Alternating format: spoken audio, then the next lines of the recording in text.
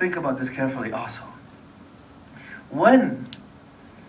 If you're put in a situation where you have no one except Allah, you know, they are in a situation where death, it's just between them and death is like this. Death is in front of their eyes. They can't push this boulder. They're going to be stuck there. They're going to starve to death in about 3 days, right? You know, if you don't have water, you'll last only 3 days. After 3 days, you're gone. They had just a few days, they would have been gone in that cave. If you are put in a situation where you have no one to help you except Allah, what would you say to Allah? What deeds do you have that are sincere? I want everyone right now to think about it. What can you say? Ya Allah, I did such and such. If I did this solely for your sake, meaning you know that it's totally sincere for Allah, inshallah, that you try your very best to be as sincere as possible, and this deed to be the best deed that you can do. What would you say to Allah? Now, if you don't know what to say, you don't have any idea, I don't know what to say, honestly, then you better start doing something about it. You better start doing something about it. This is the time to do it. Because once the calamity befalls upon you, Ya Allah, Ya Allah, and then when the help doesn't come, whose fault is it? It's your fault. Why? Because the Prophet ﷺ said, تَعَرَّفْ إِلَى اللَّهِ فِي الرَّخَاءِ يَعْرِفْكَ فِي الشِّدَّةِ. Know Allah in times of ease, and He will know you in times of hardship. Meaning, if you are obedient to Allah, if you're quick in the obedience of Allah, when you need Allah, you raise your hand, Allah sends help right away. Do you understand? It's how fast you are in the obedience of Allah.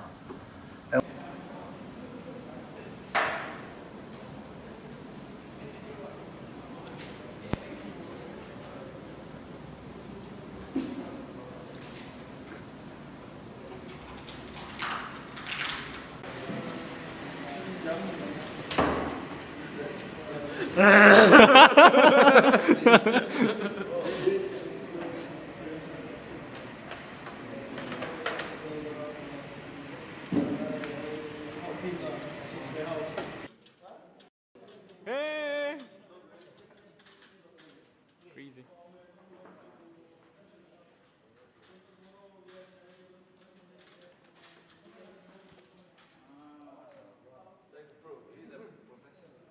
Well, he's a fireman.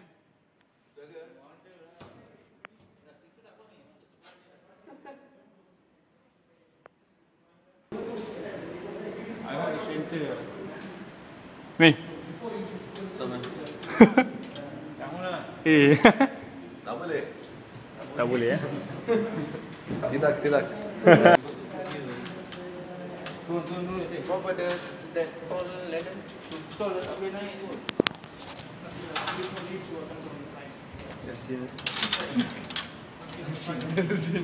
Because as you get higher, you're gonna come closer to the wall. I'm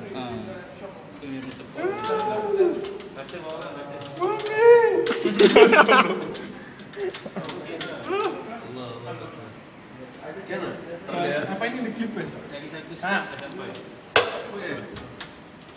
Boleh. How the ladder feel, okay? No.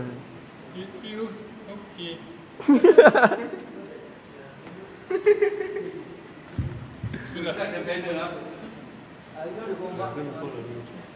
Yes, boss. Then you see the angry boy get very angry.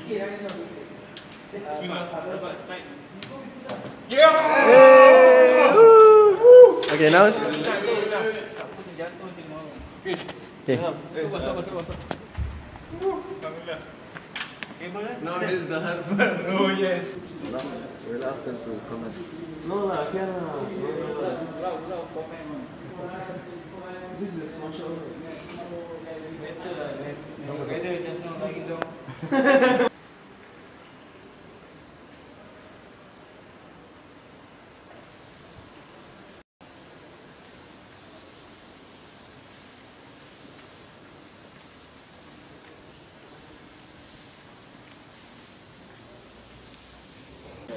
Bismillahirrahmanirrahim.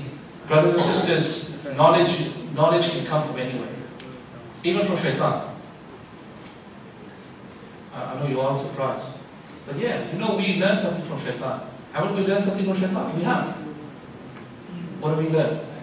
Ayatul Kursi, right? Ayatul Kursi, and you know that because Abu Hurairah was looking after the grains of the Muslims, and this boy, he came and stole. Abu Hurairah caught him.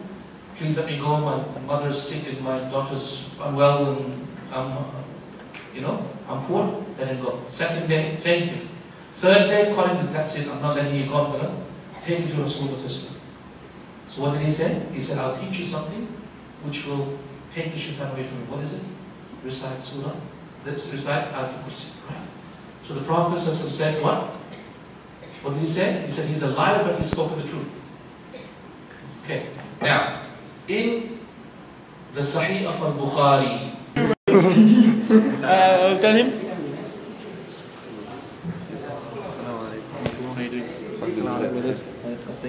Alhamdulillah. Oh gosh. What's not right? It's in a mess. People, when they start seeking knowledge, they look at the other people. Look, this guy, he doesn't even do this, he doesn't even do that. But you don't know, the other person might be doing other good deeds, other types. Maybe he's giving sadaqah. Allah made it easy for him to give sadaqah. So don't put down this person and that person because this person is less than you in prayers or in sadaqah and so forth. He might be giving something else. He might be giving something else. And so you have to understand, there are some people, when they seek knowledge, they belittle other people who are doing other things. And they might be doing things that are good. And some people, they belittle others also. This organization and that organization. And instead of calling to Allah subhanahu wa ta'ala, they call to their organization or to their group or to their shaykh and so forth. Because the sunnah is to call to Allah subhanahu wa ta'ala. The sunnah is to call to Allah subhanahu wa ta'ala. And there might be maybe people who are doing good, but don't belittle the other people.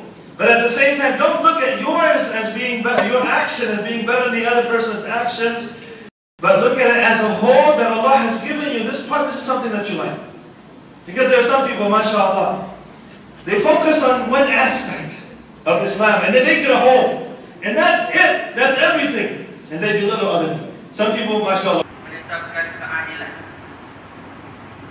Jadi kalau kita lihat di sini, Islam mempunyai sistem yang tertentu, sistem keadilan ataupun sistem mahkamah.